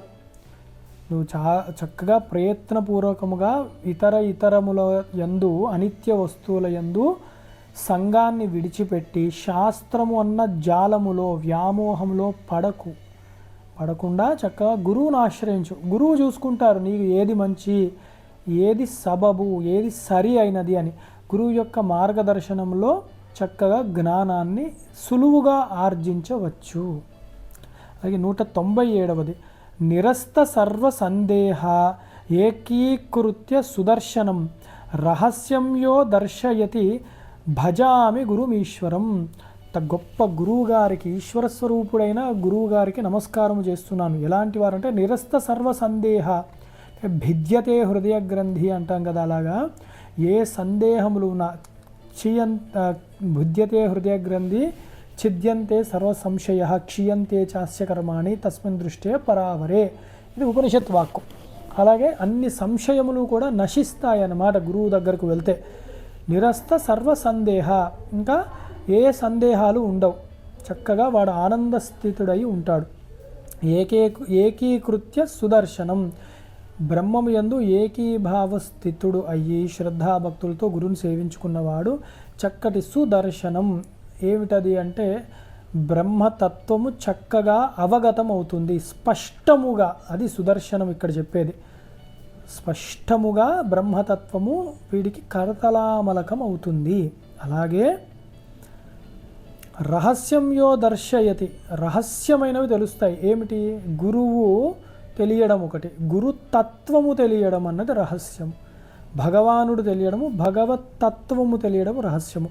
అలాంటి ఆ రహస్యమైన జ్ఞానము వీడికి చక్కగా అవగతం అవుతూ ఉంటుంది. అందుకు ఆ గురువునే, ఈశ్వర స్వరూపుడు అయిన ఆ గురువునే నేను నమస్కారము చేస్తున్నాను, భజిస్తున్నాను, సేవ చేస్తున్నాను అని. జ్ఞానహీనో గురుస్త్యాజ్యో మిథ్యావాది విడంబక స్వవిశ్రాంతిం న జానాతి పరశాంతిం కరోతి కిం. ఇవి చాలా ముఖ్యమైనవి. ఇక్కడ నుంచి ఒక 4 శ్లోకాలు ఎలాంటి గురువుల జోలికి వెళ్ళకూడదో హెచ్చరిస్తున్నారు శివుడు గురుగీతలో. చాలా జాగ్రత్తగా ఉండాలి, బాగా అర్థం చేసుకోవాలి. మనమున్న ఈ కలికాలంలో ఇక్కడ ఇలాంటివి ఎక్కువగా చూసి వ్యామోహాలకి లోనవ్వి కూడని గురువుల దగ్గరకు వెళ్ళి పతనమయ్యే అవకాశము చాలా ఎక్కువ ఉంది. కాబట్టి ఇది దృష్టిలో ఉంచుకునే పరమేశ్వరుడు ఎప్పుడో ఇలాంటి ఉపదేశం చేశాడు. అందుకు ఇది బాగా తెలుసుకోవాలి, జాగ్రత్తగా ఉండాలి మనం. ఏమి చెప్తున్నారు 198వ శ్లోకంలో అంటే, జ్ఞానహీనో గురుహు ఈ జ్ఞానహీనము అంటే జ్ఞానం అసలు లేని గురువు అంటే వాడికి తత్వం అంటే తెలీదు. 4 పుస్తకాల్లో ఇక్కడ అక్కడ ప్రవచనాలు 2-3 చూసి వాడు ఏదో చెప్పేస్తూ ఉంటాడు. 10 మందిని కూర్చోబెట్టి 10 మంది ఉన్నారు కాబట్టి వీడు చెప్తున్నాడు కాబట్టి 10 మంది వస్తున్నారు. అలాగనమాట, ఇద్దరు సరిపోయారనమాట. అలాంటి వాళ్ళని త్యజించాలని చెప్పారు. జ్ఞానహీనో గురుస్త్యాజ్య. ఎందుకంటే జ్ఞానము లేనివాడు ఎలాంటి వాడు సాధకుడనే ముందు చెప్పారు. జ్ఞానము సాధకుడికే చాలా ముఖ్యమైనది. గురువుకి సహజముగా ఉండాలి, అది వంటపట్టి ఉండాలన్నమాట, స్వభావముగా ఉండాలి. గురువు అంటేనే జ్ఞానస్వరూపుడు. అప్పుడు గురు పదానికి ఏం అర్హత ఉంటుంది జ్ఞానము లేనివాడు? అందుకని జ్ఞానహీనుడైన గురువు ఉంటే వాడిని త్యజించడమే, విడిచిపెట్టేయాలి. మిథ్యావాది విడంబక. మిథ్యావాది అంటే ఇక్కడ కళ్ళబొల్ల కబుర్లు చెప్పుకొని బ్రతికేవాళ్ళు, వారికి ఉన్నది చెప్పకుండా ఇక్కడ అది ఉంది అక్కడ అది ఉంది, వీళ్ళు ఇట్లాంటి వాళ్ళు వాళ్ళు అట్లాంటి వాళ్ళు అని వేరే వాళ్ళ మీద ఎప్పుడూ దూషించుకుంటూ ఇక్కడ ఏవో శక్తులు వచ్చేస్తాయి, ఏవో మహిమలు వచ్చేస్తూ ఉంటాయి, కళలో మీకు ఏవో విచిత్రమైన ప్రపంచాలు దర్శనాలు అవుతూ ఉంటాయి, ఈ శరీరం అయిపోయాక మీ అందరినీ ఎటో లోకాలు తీస్తాయి, ఇలాంటి మిథ్యావాదములు ఉంటాయి. చాలామంది భ్రమకి గురి చేస్తూ ఉంటారు. ఇది శాస్త్ర సమ్మతమైనవి కానే కావు, శాస్త్రంలో ఉండవు. వీళ్ళు రాసుకున్న పుస్తకాల్లో వాటిల్లో వీళ్ళ వాక్యాల్లో ఏదో వ్యాసముగా ఉంటాయి తప్ప దీనికి ఒక శాస్త్ర ప్రమాణము ఇతమిత్తంగా ఎక్కడా దొరకదు. అలాంటి మూర్ఖులు అనేక మంది తయారవుతున్నారన్నమాట. అందుకని వాళ్ళ నుంచి చాలా జాగ్రత్తగా ఉండాలి, అలాంటి మిథ్యావాదులు అన్నమాట. అలాగే విడంబక, డాంబికాలకి పోతూ ఉంటారు. అంటే మామూలుగా సాంప్రదాయం చెప్పినట్టు అంగవస్త్రాలు వేసుకొని చెప్తే పాపం వీడెవడో బ్రాహ్మణుడు అనుకుంటారేమో అని కంగారు. అందుకు వీళ్ళు ఏం చేస్తారంటే గొప్ప గొప్ప నగలు ఆభరణాలు ధరించి గొప్ప గొప్ప సెటప్లు ఇవన్నీ వేసుకొని ఏదో మ్యూజిక్ షోలు లైవ్ షోలు ఇవన్నీ పెట్టుకొని డ్యాన్సులు వేసుకుంటూ ఇటు తిరుగుతూ అటు తిరుగుతూ కళ్ళబొల్లి కబుర్లు చెప్పుకుంటూ ఉన్నవి లేనివి కలగాపులగం చేసేసి డాంబికాలకి పోతారు. ఇక్కడ వచ్చిన వాళ్ళు ఇలాంటి స్థితికి వెళ్ళారు, అక్కడ వచ్చిన వాళ్ళు ఇలాంటి స్థితికి వెళ్ళారు. మీరు ఈ మధ్య కూడా చూసే ఉంటారు, టెస్టిమోనీస్ అంటారు. వాళ్ళతో టెస్టిమోనీస్ చెప్తూ ఉంటారు. ఇక్కడ జాయిన్ అయ్యాక నాకు ఇలాంటివి కలిసి వచ్చాయి, అలాంటి కళలు వచ్చాయి, ఇలాంటి అనుభవాల్లోకి వచ్చాయి, ఇవన్నీ కలిసి వచ్చాయి. ఇవన్నీ కూడా డాంబికములు అన్నమాట. డబ్బులో వ్యామోహమో ఏదో చూపెట్టి వాళ్ళు శిష్యులు అలా తయారవుతున్నారు. ఫలానా ఈ గురువు అన్న పేరు పెట్టుకున్న వాళ్ళు ఈ డాంబికములతో గురి అవుతూ ఉన్నారన్నమాట. నిరాడంబరంగా ఉండే తత్వమే గురుతత్వము, నిశ్చలమైన తత్వమే గురుతత్వము. అది వదిలిపెట్టి డాంబికాలకు పోయే వాళ్ళకి ఎంత దూరంగా మనం ఉంటే అంత మనకి మంచిది. అలాగే స్వవిశ్రాంతిం న జానాతి. ఎందుకు వీళ్ళందరికీ దూరంగా ఉండాలంటే స్వవిశ్రాంతం న జానాతి పరశాంతిం కరోతి కిం. వీళ్ళు ఇక్కడే అసలు వాళ్ళకి వాళ్ళే శాంతచిత్తులు కారు, ప్రశాంతంగా లేరు కాబట్టే కళ్ళబొల్లి కబుర్లు చెప్పుకుంటూ అయ్యా మా పీఠంకి రండి, ఇక్కడే రండి, ఇక్కడ మేము దీక్షలు ఇస్తాము, మేము ఇవేవో చేస్తాము, ఏవో కొత్త ఉపాసనలు చెప్తాము, మీ గురించి పూజలు చేస్తాము, ఏవో కొత్త కొత్త పుస్తకాలు చదువుదాము, మనం ఇదొక కొత్త సాంప్రదాయాన్ని తయారు చేద్దాము, ఇలాంటి మూర్ఖవాదన చేస్తారు. ఎందుకు చేస్తున్నారు? ఉన్నది ఎందుకు వాళ్ళు చదువుకొని అర్థం చేసుకోలేకపోతున్నారంటే లోపల శాంతి లోపించింది. ఆ గురు అనుగ్రహం లేనే లేదు వాళ్ళకి. గురువు అనుగ్రహం లేదంటేనే భగవద్ అనుగ్రహం అసలు లేదని. అందుకు వాళ్ళకి శాంతి లేనివాడు. అలాగే శాంతి కోల్పోయిన హీనులు వాళ్ళు ఇతరులకు ప్రశాంతతను ఎలాగివ్వగలరు? ఈ లోకంలోనే వాళ్ళకి శాంతి లేదు, పరలోకంలో లేదా పరబ్రహ్మ శాంతి నిజ ఆనంద స్థితి వారికి ఎలా లభిస్తుంది? వారికి లభించదు. అలాంటి వాళ్ళను పట్టుకున్న వాళ్ళు కూడా పతనమే అవుతారు అని గురువు గీత స్పష్టంగా చెప్తోంది మనకి. అలాగే 199వ శ్లోకంలో ఇట్లాంటి వాళ్ళు ఎలా ఉంటారని చెప్తూ, శిలాయాః కిం పరజ్ఞానం శిలాసంఘ ప్రతారణే స్వయం తర్తుం న జానాతి పరం నిస్తారయేత్ కథం. అంటే అట్లాంటి పైన చెప్పిన డాంబికాలు, వ్యామోహాలు, జ్ఞానహీనులు అయిన వాళ్ళందరూ ఎలాంటి వాళ్ళంటే ఒక పెద్ద బండరాయి లాంటి వాళ్ళని చెప్తున్నారు. ఏమిటా బండరాయ అంటే అది కదలదు, అలా కూర్చొని ఉంటుంది. దానివల్ల ప్రయోజనం ఏమిటంటే ఏదీ లేదు. అంటే చైతన్యము లేనిది బండరాయి, అసలు దానికే చైతన్యం లేదు. వేరే వాటికి ఎలా ఉపయోగం అవుతుంది? అది వేరే వాళ్ళలో చైతన్యం ఎలా ఇవ్వగలుగుతుంది? అంటే ఈ పేర్లు పెట్టుకునే డాంబికులు ఎవరైతే ఉన్నారో వీళ్ళందరూ కూడా మోసగాళ్ళు. వీళ్ళల్లో తత్వం అన్నది, ప్రకాశత్వం అన్నది లేదు. చైతన్య స్వరూపులు కారు, నిజస్వరూపం వారికి తెలియలేదు. అలాంటి వాడు వీడి అందే జ్ఞానము భాషించినప్పుడు వేరే వారి యందు జ్ఞానాన్ని వీరు ఎట్లా ప్రకాశనము చేయగలరు, ఎలా భాషింప చేయగలరు అంటే అదంతా కూడదు. అంటే అది ఎప్పటికీ జరగని పని. అదే ఇక్కడ శిలాయాః కిం పరజ్ఞానం శిలా సంఘ ప్రతారణే. అందుకని ఇవన్నీ వంచనకి, మోసం చేయడానికి వీళ్ళు ఎత్తే కొత్త కొత్త అవతారాలు తప్ప యథార్థానికి స్వయం తర్తు న జానతి, వాడికే ఈ సంసారము దుఃఖము నుండి బయట ఎలా పడాలో వాడికి చేత కాలేదు. అలాంటి వాడు పరం నిస్తారయేత్ కథం, ఇతరులను ఎలా తరింప చేయగలడు? అది కుదరని పని ఎప్పటికైనా కూడా అని ఇక్కడ హెచ్చరిస్తున్నారు మళ్ళీ. అలాగే 200వ శ్లోకంలో కూడా చెప్తున్నారు, న వందనీయాస్తే కష్టం దర్శనాత్ భ్రాంతికారకాః వర్జయేత్ తాన్ గురూన్ దూరే ధీరస్యతు సమాశ్రయేత్. ధీరుడైన గురువుని ఆశ్రయించండి అయ్యా. ఎందుకు ఇవన్నీ? చక్కటి బుద్ధిమంతుడు, సాంప్రదాయం కలిగిన వాడు, పరంపరాగతముగా విద్యని అభ్యాసము చేసి శాస్త్ర సమ్మతము అయిన గురువును ఆశ్రయించండి అయ్యా. వాణ్ణి ధీరుడు అంటారు. ధీర పండిత అని చెప్పి కూడా భాష్యంలో చెప్తారనమాట. ధీరుడు అంటే పండితుడే. పండితా సమదర్శిన అన్నాడు భగవానుడు. అంటే ఎవడు సమదృష్టి ఉన్నవాడు. సమదృష్టి ఎవడికి ఉంటుంది? అంతటా బ్రహ్మమే అని తెలిసిన వాడికి సమదృష్టి ఉంది. వాడు సర్వజ్ఞుడు, వాడు జ్ఞాని. అంటే బ్రహ్మజ్ఞాని అయిన గురువుని ఆశ్రయించండి అని చెప్తూ, నా వందనీయాస్తే కష్టం, పైన చెప్పిన వాళ్ళందరికీ ఇబ్బంది పడుతూ కష్టపడి దన్నాలు పెట్టి వ్యర్థం చేసుకోకండి అయ్యా. దర్శనాత్ భ్రాంతికారక. ఎందుకంటే వీళ్ళని ఇట్లాంటి పైన చెప్పిన వాళ్ళని, ఎవరు పైన చెప్పిన అంటే ఈ డాంబికులు అలాంటి వాళ్ళనమాట, జ్ఞానహీనులు. అలాంటి పైన చెప్పిన వాళ్ళందరినీ చూడడంతోనే, వాళ్ళ మాటలు వినడంతోనే మనకి భ్రాంతి కలుగుతుంది. ఏది సత్యమో ఏది అసత్యమో తెలియదు. అందుకు ఏది చేయకుండా కూర్చుంటారు ఆఖరికి.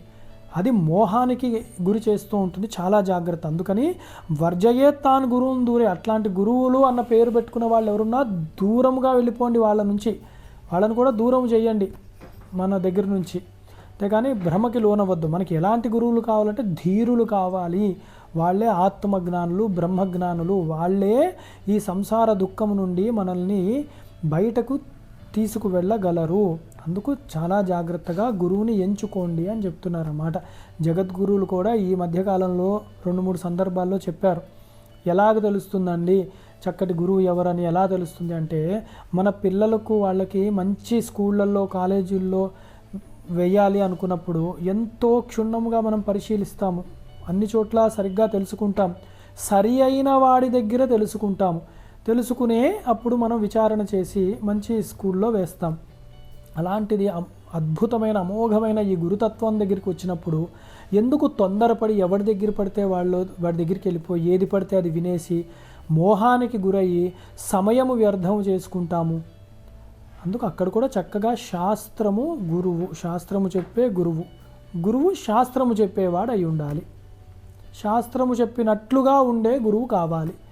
ఇవి మనము ఒక గీటుగా పెట్టుకొని అప్పుడు అట్లాంటి గురువుని ఆశ్రయించి వారి దగ్గర మనం జ్ఞానార్జన చేయాలి అని.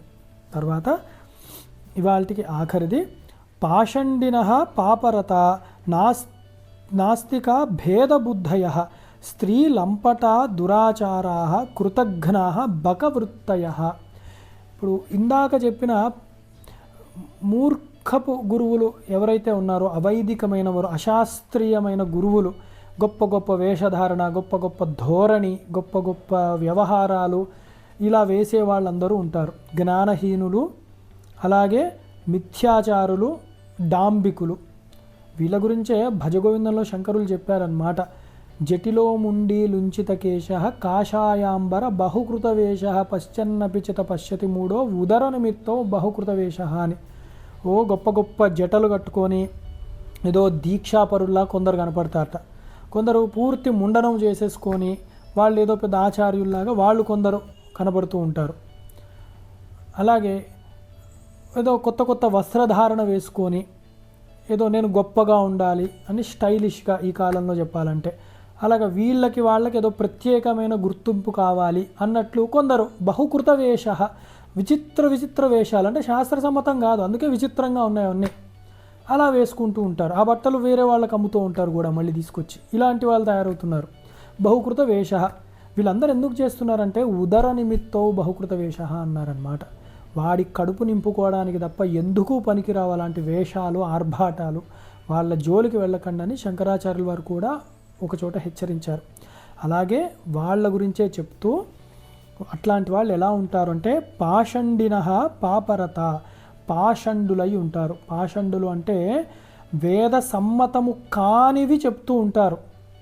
వాళ్ళు అక్కడక్కడ కనపడుతూ ఉంటారు ఏదో పండితుల వలె, కానీ ఎలా ఉంటారంటే జ్ఞాన కలునిలోని శారదవోలే అన్నారు పోతన గారు.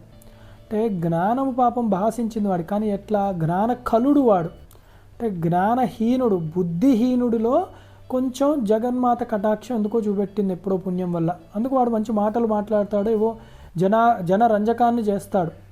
కానీ ఏమైపోయిందంటే అశాస్త్రమైనవి చెప్తూ ఉంటారన్నమాట. అంటే పూజలు ఎందుకు, కూర్చొనే పూజ చేయాలా, మనసు మంచిదైతే చాలు, ప్రదక్షిణలు చేస్తేనే పుణ్యమా, గుడికి వెళ్తేనే గొప్పతనమా, ఇలాంటి అశాస్త్రమైనవన్నీ చెప్తారనమాట.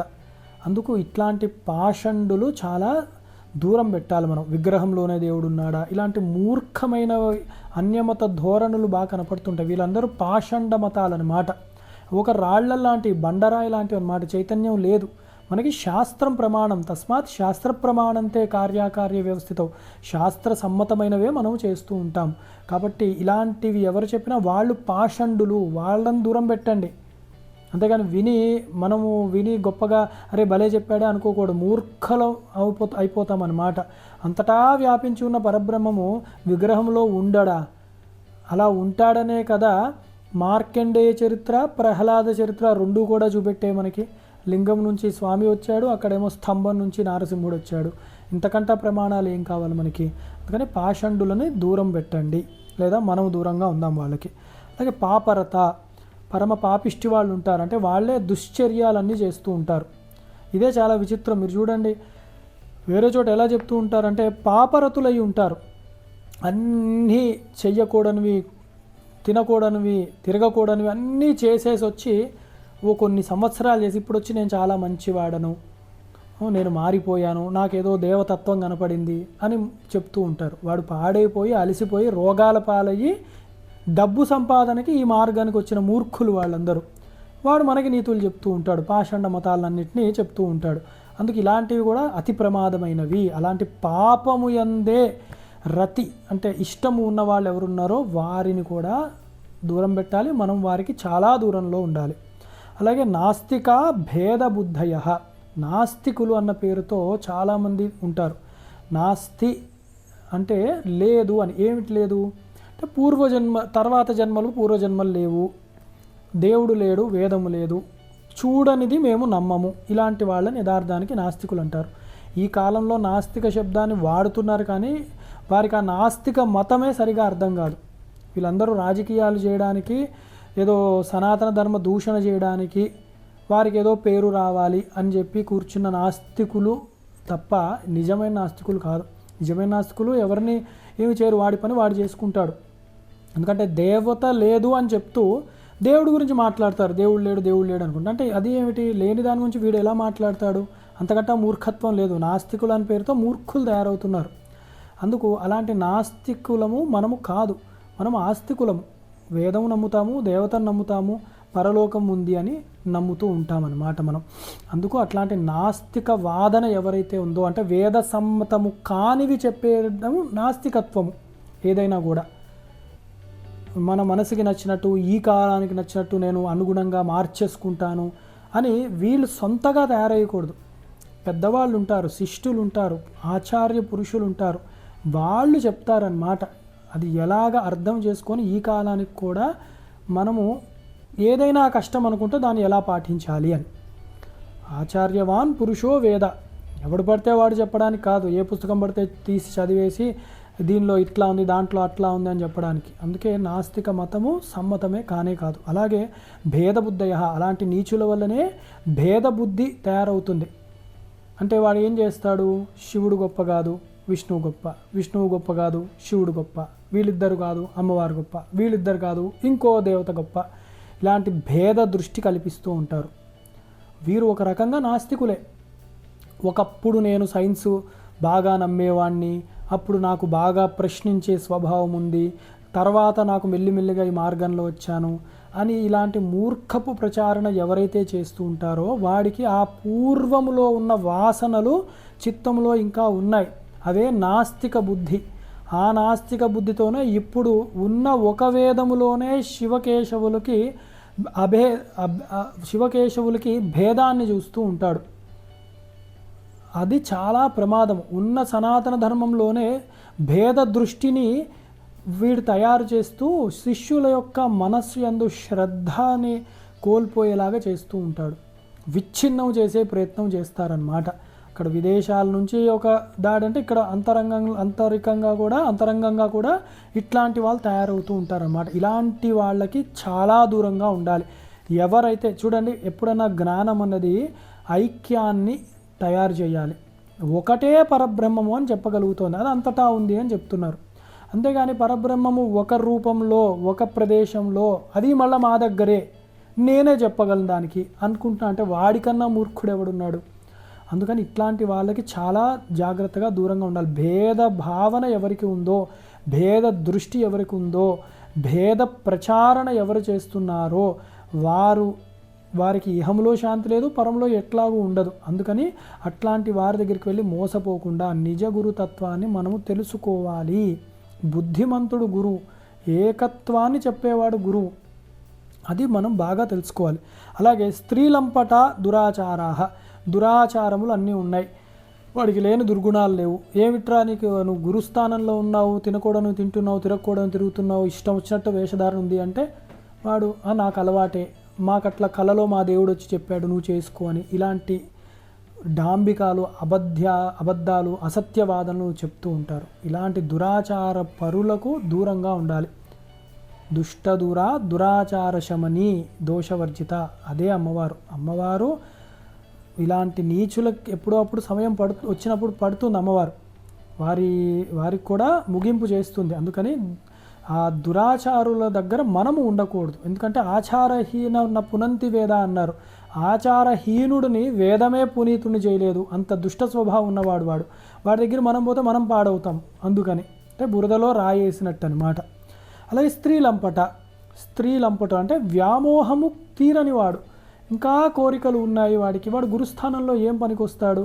కానీ వ్యామోహం అన్నది ఉండకూడదు. బాహ్య వ్యామోహములు ఉంటే వాడు శిష్యులను కూడా చెడబట్టే అవకాశం ఉంటుంది. అలాంటివి మనం చూస్తున్నాం ఈ కాలంలో టీవీల్లో కూడా. లేదా అలాగ దగ్గరగా ఎవరినైనా తెచ్చుకున్నా కూడా ఎప్పుడు కూడా అపవాదానికి కూడా లోనయ్యే అవకాశాలు ఉంటాయి. అందుకని నిజమైన గురువు ఎవరి హద్దులలో వాళ్ళను ఉంచి మాత్రమే మాట్లాడతారనమాట. అందుకని స్త్రీ అంటే స్త్రీ ఒక్కతనే కాదు, ఏ వ్యామోహం అన్నా కూడా పనికిరాదు. బాహ్య వస్తువు యందు ఇంకా వ్యామోహం ఉంది అంటే అప్పుడు వాడి జ్ఞానం ఏమున్నట్టు? ఆ వస్తువుని పదార్థ దృష్టితో చూస్తున్నట్లు, పరమార్థ దృష్టితో వాడు చూడట్లేడు. వాడు గురు పదానికి కూడా నోచుకోడనమాట. అందుకని ఇట్లాంటి నీచులందరూ. అలాగే కృతఘ్నాః అన్నారు. కృతఘ్నులు అంటే చేసిన మంచిని మర్చిపోయే వాళ్ళని కృతఘ్నులు అంటారనమాట. అందుకే కృతఘ్నఘ్నాయ దేవాయ జ్యోతిషాంపతే నమః అని ఆదిత్య హృదయంలో కూడా ఉంటుంది. నా కృతజ్ఞో నా నివృత్తి అంటారు. కృతజ్ఞుడికి అసలు ప్రాయశ్చిత్తమే లేదు, చేసిన మంచి మర్చిపోయే నీచులు. మరి ఇట్లాంటి వాళ్ళు ఎవరంటే శాస్త్రం ఒకటి చెప్తోంది, గురువులు ఋషులు ఒకటి పరంపర చెప్తున్నారు. అది కాకుండా కృతజ్ఞత భావంతో వీడు దాన్ని అధిగమించి దాన్ని తారుమారు చేసి వీళ్ళకి నచ్చినట్టు చెప్పడం అన్నది కృతజ్ఞతయే అయి ఉంటుంది. 10 మందిని శాస్త్రానికి విముఖలను చేయడం, వేరే పద్ధతిలో చేయడము, వేరే పద్ధతిలో నడిపించడం అన్నది కూడా కృతజ్ఞుడే అయి ఉంటాడు ఆ మనిషి.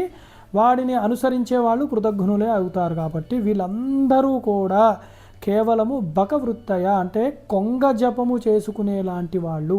కొంగ కూడా మనం చూస్తూ ఉంటాము, అది కూడా ఇలా ఒంటి కాలు మీద నుంచొని కళ్ళు మూసుకొని అలా కదలకుండా ఉంటుంది. అది కానీ దేనికి చేస్తుంది ఆ పని అంటే అటు ఇటు పోయే చేపను పట్టుకోవడానికి.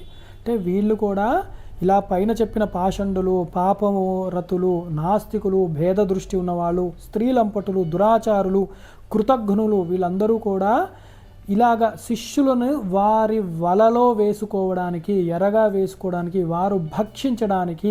అందుకే వీళ్ళందరికీ ఒక శాస్త్రంలో ఒక మాట ఏమిటంటే బాధక గురువు అంటారు. శిష్యుల్ని బాధ పెడతారు వీళ్ళు, జ్ఞానం ఇవ్వకుండా వారి సొమ్ములను అపహరించుకొని బాధ పెట్టే గురువులే ఇట్లాంటి వాళ్ళందరూ. అందుకని తస్మాత్ జాగ్రత్త ఇట్లాంటి వాళ్ళ గురించి అని చెప్తూ గురుతత్వము చాలా గొప్పది. అందుకే గురు పేరు పెట్టుకొని చలామణి అయిపోయే వాళ్ళ దగ్గర మనం చాలా జాగ్రత్తగా ఉంటూ ఆ పరంపరాగతముగా వచ్చే ఆ పీఠములు, శంకరుల పీఠములు అలాంటి గురువులను ఆశ్రయించి శాస్త్రాన్ని మాత్రమే చక్కగా మనకి బోధించి ఆ మార్గంలో నడిపించే ఇతర పీఠములు ఏమున్నా అవే మనకి ప్రమాణములు అని తెలుసుకుంటూ గురుతత్వాన్ని, గురు భక్తి శ్రద్ధలను మనకి ఆ గురువే ప్రసాదించుగాక అని ఆ గురువునే శరణాగతి పొందుతూ ఇవాల్టికి ఈ యొక్క వాక్కుని ఉపసంహారం చేసుకుంటున్నాను. సర్వం శ్రీ పరబ్రహ్మార్పణమస్తు. శృతి స్మృతి పురాణానామాలయం కరుణాలయం నమామి భగవత్పాదం శంకరం లోకశంకరం. సదాశివసమారంభాం శంకరాచార్య మధ్యమాం అస్మదాచార్యపర్యంతాం వందే గురుపరంపరాం. హర నమః పార్వతీపతే. హర హర మహాదేవ. శాంతి శాంతి శాంతి. స్వస్తి. మహాదేవ.